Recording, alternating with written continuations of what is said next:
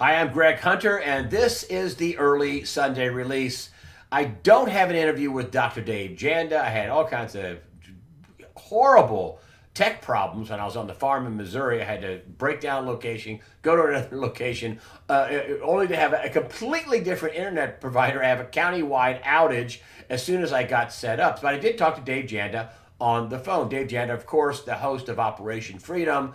He is a former orthopedic surgeon, a good one. He a medical expert on healthcare and also all kinds of different medical things. After all, he's a medical doctor, orthopedic surgeon. He spent a lot of years going in and out of Washington since the Reagan administration. And so thus he built up not just good medical contacts, but all kinds of good political, military, intelligence, all kinds of great contacts, some known, some not so known. So he told me, he said, well, here's some of the things I wanted to cover. I said, well, what do you want to cover? I'll take some notes. So, here, I got a few notes here. And he says, number one, this FISA report is finally finished. He says, my sources say it's finished, and the draft copy is circulating, and what usually happens is it goes to the people who are named in the report. Who's named in the report? Well, it's got to be people like former FBI Director James Comey. And it could be, many other people that will get to this report and then maybe write a rebuttal or write an answer or ask some questions. But the basic report is finished. Will their answers be included in the final report? Don't know. But when this report comes out, and Jandis thinks it'll come out within the next couple of weeks, he says after this comes out, then the declassification will come out. And after the declassification of all the stuff that's classified that can't be in the report comes out, then the prosecutions will begin. For all the people who say, oh, no, they're not going to be prosecutions. Oh, not a single person is going to go to jail. You are so wrong. A lot of other people have said, oh my gosh, it's been 2 years or it's been this long and nobody's going to jail and nobody's ever going to go to jail. Folks, I'm just trying to still myself get my head around the enormity of the crime. This involved foreign governments, foreign spy agencies, a private treasure trove of millions of documents of data. It involved all kinds of people in multiple departments. It's huge. It's, as I said, it makes Watergate, the break-in, that playtime. Nothing. It's massive, and I'll get into it a little bit more. But Janda says that is a big deal. That this report is finished. After that, the declassification happens, and Donald Trump said he was going to. Also, William Barr. William Barr has put a prosecutor on this hoax, and the president now has been calling it a hoax. It is. He's right. He's also calling it treason. I agree wholeheartedly. I've been calling it treason for a year, a couple of years, even what Hillary did with her private servers, treason. And Barr says that he's calling it spying. Other people spying. This is unprecedented in American history, to spy on a candidate and the winner and the president-elect, and afterwards spying on a candidate and the candidate who won, and using documents provided by the opposing party, in this case the DNC, who Hillary Clinton wrote a check for $20 million and took it over. This is outrageous. And that in a dossier is phony. Even the guy that produced the dossier, Christopher Steele, admits and has admitted in court it can't be verified. He doesn't even trust it. So, but Barr was interviewed on Fox. Bill Hemmer interviewed him, and I'm telling you, he cannot look biased. He has to look fair and unbiased and act like he's discovering. But he's already had this guy Dunham, prosecutor Dunham, on this for weeks. I brought that up. He's from Connecticut. He's a bad mamma jamma investigator. But he says, he says, well, what has surprised you most, Hemmer, to Bill Barr, Attorney General Barr? Inadequate answers. They don't hang together. The answers don't hang together. In other words, their explanations don't make sense. And then he says he has more questions now than when he first started. And Dave Janda says that all this Trump collusion stuff started because he on Operation Freedom broke a story about the hammer. Now, This is the data collection part of the story. This is the bigger part of the story. It gets bigger. So supposedly, President Obama tasked people like Brennan, the head of the CIA, and Clapper, the director of national intelligence, the DNI. He's overseeing all the intelligence agencies. DNI Clapper, and they said that they collected millions of pieces of information. How do I know this? How does Dave know this? Well, Dave had General McInerney on, and he also had Admiral Lyons on, and they broke this story on Operation Freedom, that Obama tasked Brennan and Clapper and other spy agencies to have their own database. And a whistleblower came forward, guy by the name of Dennis McInerney, who turned over 47 hard drives and 600 million pages of data to James Comey.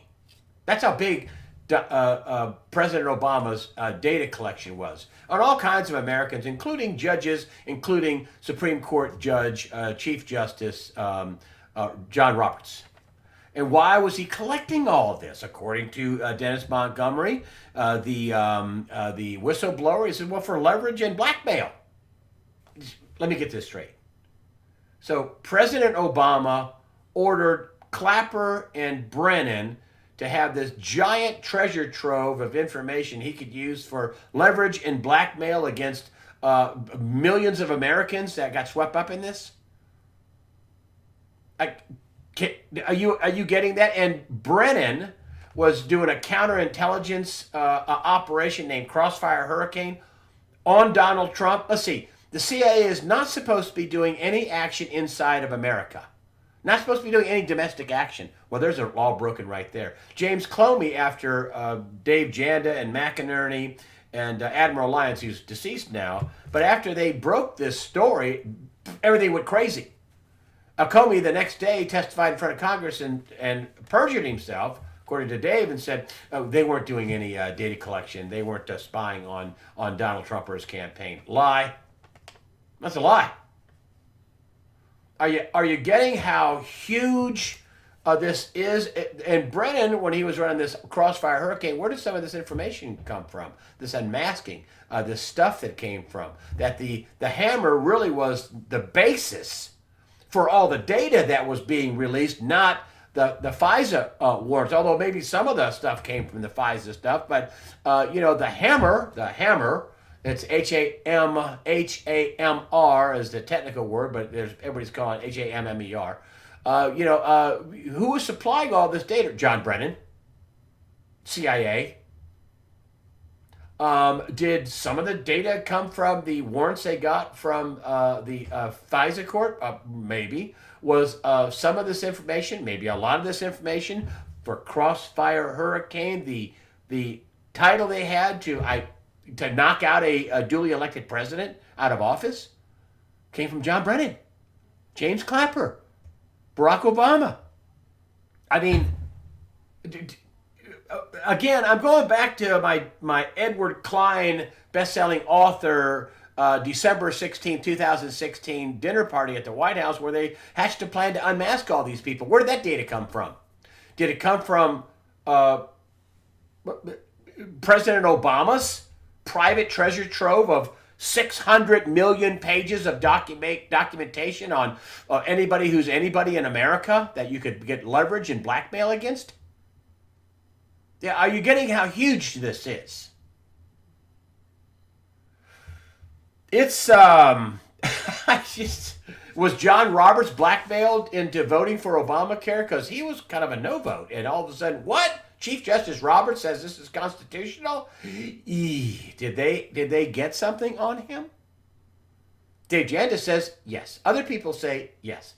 Dave Janda also says, and he is sticking by his guns, he says, this is why that the first two people that are going to be dinged, going to be prosecuted and arrested, the first two people, and this may take a little while, is going to be John Brennan, former CIA director, who was conducting illegal domestic CIA operations against a duly elected president. That's treason and a crime and a multitude of crimes. And then James Comey. James Comey just right when he told Congress that they weren't spying on Donald Trump after he got 47 hard drives and 600 million pages of documentation, and that included some of this was on Donald Trump. Yeah. So this is all coming down, folks.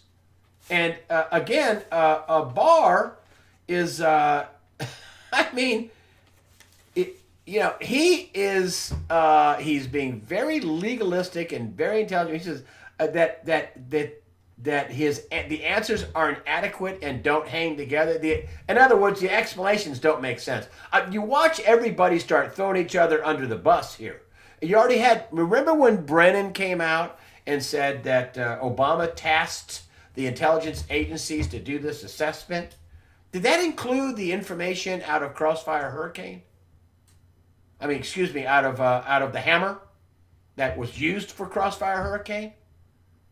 I mean, this involved foreign spy agencies. This involved the Five Eyes. I can't imagine, for sure it's Australia and the UK, for sure. And likely it was New Zealand and Canada as well. You know, Justin Trudeau doesn't like Donald Trump at all.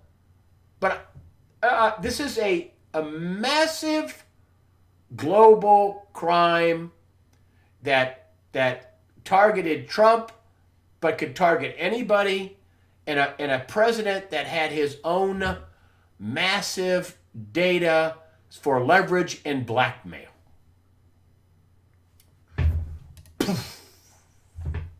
Are you understanding how big this is?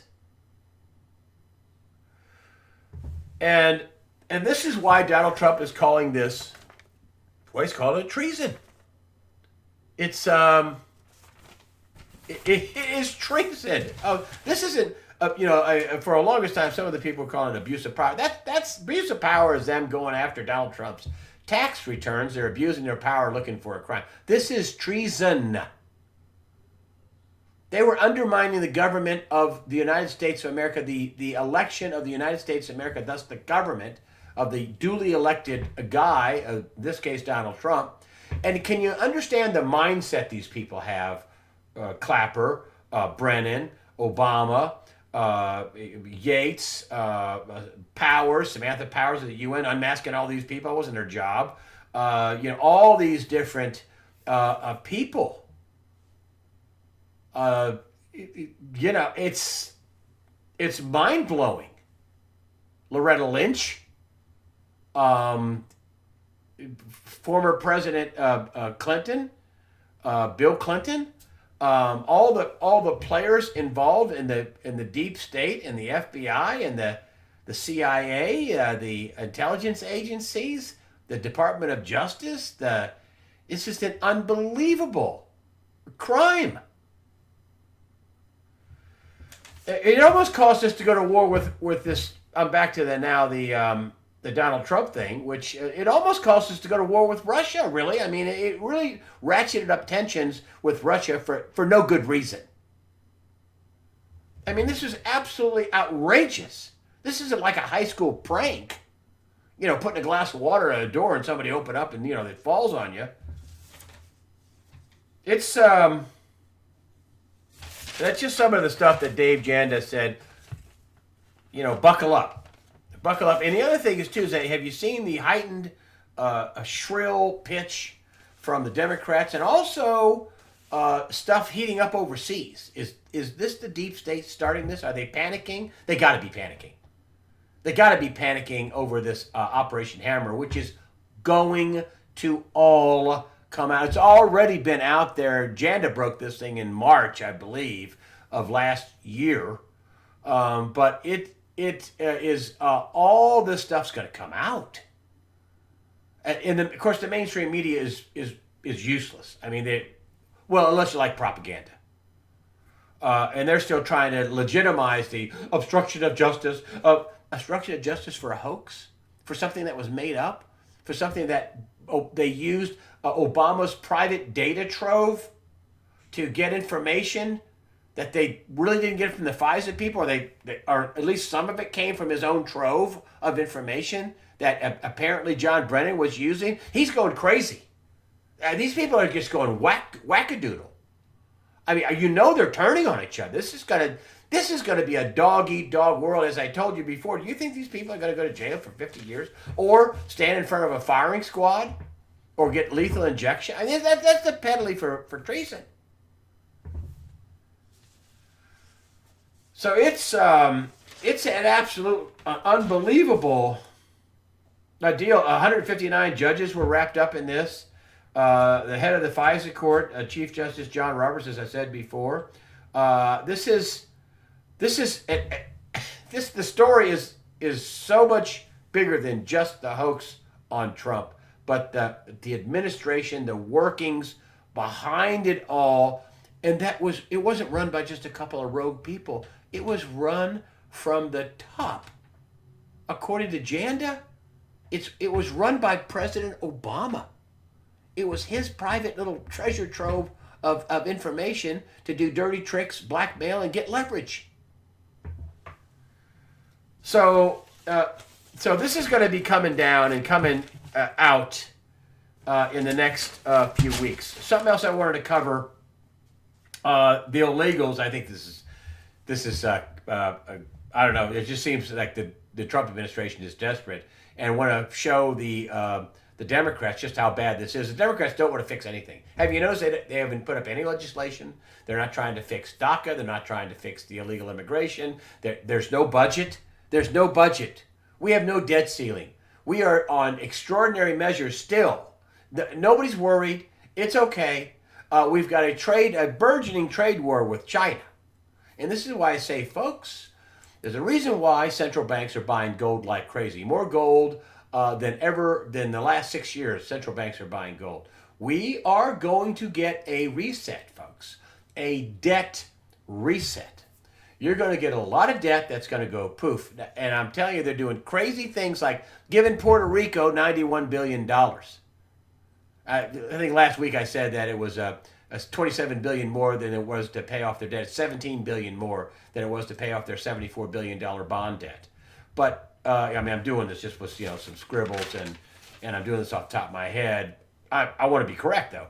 But when this resets, there's going to be a lot of stuff rendered worthless or worth a lot less than what anybody ever thought it would be worth. Pensions are going to be cut. There's going to be a lot of a calamity in the markets. And I don't know when this is going to zig when somebody zags. I mean, don't think China's boasting about how they have $3.6 trillion to fight this trade war, and they own $1.1 trillion of our bonds. But I'm reading stories on the other side that say this trade war could destroy China. It could cause massive upheavals. We have, and then we have the twin towers of we have a massive political upheaval that's facing America. Okay. And this is massive. This isn't a couple of people going to jail.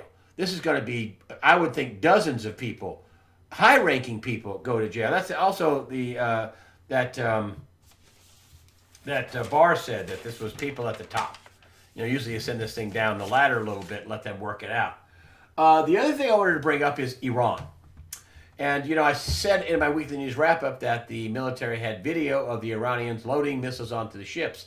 Evidently, now the missiles are being offloaded off the ships. I don't know what was said in the back channels. I don't know why cooler heads are prevailing, but that's a good sign. A bad sign is all the evacuations. Also, that the U.S. is warning commercial aircraft flying around the Persian Gulf, pretty big place, warning them about flying around the Persian Gulfs. So I don't know about that. Listen, we could get into a big bad war with Iran. I hope we don't. There's op-ed pieces being written on the New York Times. I don't want to go to war with Iran, but this is the problem. I see this written all the time about how the U.S. backed out of the JCPOA, of the Iran nuke deal. Listen, folks, that wasn't a deal. It wasn't signed. It was some thing voted on at the UN. There was no signatures on this. This is according to a Kerry State Department letter to Mike Pompeo. I've brought this up. I've held it up on the air. But I'm telling you, the press keeps getting this wrong. This should have been a treaty. But Obama can't sign anything he wants. He can't just tell the United Nations ambassador, sign a sweeping treaty that involves America without any introspection at all. Can't. He didn't do it. It has to be a treaty in the Senate ratified, voted on, then signed by Obama. That's how that was supposed to get done. But of course, when they put in there that, let's see, pallets and pallets and plane loads of C-130 carrying cash to Tehran. Oh, that's a non-starter. And this is the problem with the whole Iran deal, as they could have had a deal, a real deal with teeth, and they got a fraud and a bribery and a scam of this whole thing, which they're telling us that Obama signed, which he did not. Show me the signature. And so this is why we have this giant escalation of tension. And even John Kerry admitted, well, Iran's going to use some of it for terror. Well, and please don't write me about Iran not being the #1 state sponsor of terror. Officially at the Kerry State Department, at every State Department, going all the way back to the Carter administration, Iran is the #1 state sponsor of terror. People will write me and say, no, it's America's the #1 state. I'm talking about the official designation. So don't you think that they ought to be knocked off the terror list if you're going to fly pallets of cash to them? I mean, this is yet another thing about the massive amounts of crime going on. Imagine the mindset that people had in the Obama administration and the Rhino Republicans and all these swamp creatures at both sides of the aisle. The mindset they had, we got this taken over. We've effectively taken over America. We don't care about the little people. And yet, Donald Trump was voted into office. And here we have the deep state is panicking and freaking out. And that's a little scary because, false flags can happen. They could start some kind of action over in the Middle East. I even saw Doug Casey, who's been a guest on this show, saying, it looks like war with China is inevitable. Well, we went from, a nice letter from Xi Jinping to President Trump to, we're going to fight a war and you're greedy weasels, or whatever they said. You're greedy, arrogant, greedy. But anyway, they apparently had loaded the missiles. They had this information. I don't know what other information they had. Now they say they have unloaded the missiles, so good. The top Iranian general was quoted over the weekend saying we have a full-blown international intellectual war in the U.S. A full-blown international intellectual or intel war. I'm sorry, a full-blown intelligence war against the U.S. This is what the top Iranian general has said. I wanted to bring up one other thing, and that was, and I didn't bring it up, the heartbeat law, which several states, I think 4, now have heartbeat law. Alabama just passed the most onerous anti-abortion law, which means doctors can go to jail for performing an abortion. There's a lot of people, a lot of celebrities, female celebrities coming out talking about their abortion. I think what they're doing is they're trying to calm their guilt about having an abortion. Tommy Lahren, the conservative a columnist, the blonde conservative columnist, Tommy Lahren's female. She's a proponent for abortion. She makes it out like, women are gonna have abortions and now they're gonna do it. It's gonna be less safe. Oh, okay. So women are gonna kill their babies, and so we should just make it safe. So in other words, it's just okay to kill your baby.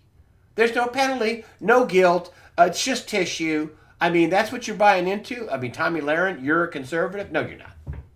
No, you're not. You're not.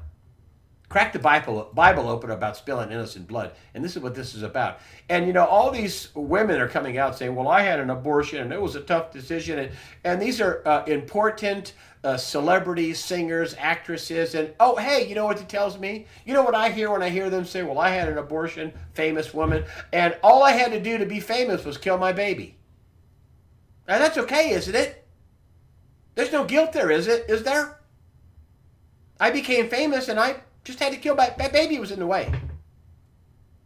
And you're not talking about adoption, and you're not talking about contraception. And most of the abortions are done because it's inconvenient. It's not incest or rape. It's mostly women who just don't want to be inconvenienced by it. which as a culture, we've gotten to the point where, you want to kill your baby? Okay, well, maybe we'll pass a law with, in a few years, well, in the first 30 days, if you want to drown that baby in the bathtub, go ahead. They already, 44 senators voted if a baby makes it out of the womb, they voted to let it die, to kill it. 44 Democrat senators. So I brought this up because I had a woman write me a card. I'm not going to tell you who she is. And all this abortion stuff's coming out. And here's the way, and she thanked me for, bringing up Christ and saying I'm special and thanking me and keep speaking up. But here's how she started her card. I'm going to read it to you. And it strikes it at guilt. And no matter what Planned Abortionhood tells you, no matter what the crazy left tells you, women feel guilty. After all, they killed their kid. They didn't kill some tissue. They killed their kid. It says in the Bible, God said, I knew you before you were in the womb. Say it again. I knew you before you were in the womb. And she sends me this lovely card, lovely woman. She says, at the age of 15, I committed a sin, abortion. I am now 70, reconciled with the Father of celestial highs, God the Father. So 55 years after this woman had an abortion when she was 15, even though she's reconciled, she starts the card off with, at the age of 15, I committed a great sin, abortion. That's some guilt, folks. 55 years later, this lovely woman still has guilt. I wrote her back and said that God forgave you a long time ago. You now live with the grace of Christ, and it cannot be retracted. You'll have to find a way to forgive yourself. So, ladies, if you think you can have an abortion and kill your kid and be guilt-free, maybe some sociopath can do it. Maybe I don't know, maybe some women can do it. Most women can't. And my other question is, okay, so we're talking about women and they're going to have an abortion and, women are going to want to have an abortion and kill their babies. So we might as well make it safe. Really? That's just that simple now? Women are going to want to kill their babies, so let's make it safe? It's that simple? No guilt. It's okay.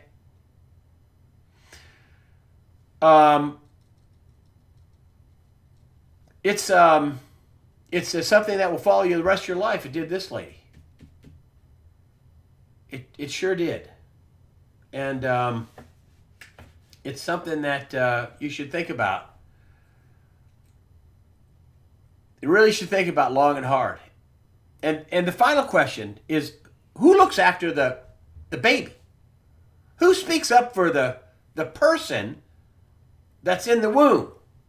The one with the heartbeat, the one with the organs they're going to cut up and sell at Planned Abortionhood. It's a baby. Who looks after the baby if the mother gets to have an abortion? Who looks after the baby? Tommy Lahren says, well, it's not good for the government to be, talking about your, interfering with your health care. We fund Planned Parenthood. Oh, I know. None of the money goes for abortions. Yeah, that money's not fungible. Yeah, right. Okay. But who looks after the baby? And so that's why these laws are coming to the head here. And it's going to end up in the Supreme Court. And, Jeffrey Toobin says he thinks that Roe v. Wade is gone, which is where this is ultimately going. We're going to ask our question, do we really need to kill all these babies, 6,000 a week? That's just Planned Parenthood, incidentally. We have a shortage of workers right now. I don't know. Would we have a shortage of workers if we wouldn't have killed 60 million babies since Roe versus Wade passed? 60 million people were legislated out of existence. Does that sound right to you? That's a lot of guilt, folks. It's a lot of guilt. Thank you so much for watching this early Sunday release. I want you to keep preparing. This thing with this trade war with China, I think, could get very ugly. It could take China down. It could take us down too. They could get so frustrated they sell $1.1 trillion in U.S. Treasuries, and things could go haywire. Or they could go down, and their debt would finally bite them in the tail. As Michael Pinto has said, in 2007 they had 10 trillion in debt, and today they have 40 trillion in debt. In 2000 they had 2 trillion in debt, and today they have 40 trillion in debt. Wow, what could go wrong? And I don't know if the masters of the financial universe can keep all this going. I mean, I don't know. So you have to get ready and stay ready. Okay? And this financial upheaval, which is the perfect storm of political upheaval, which is coming. It's coming.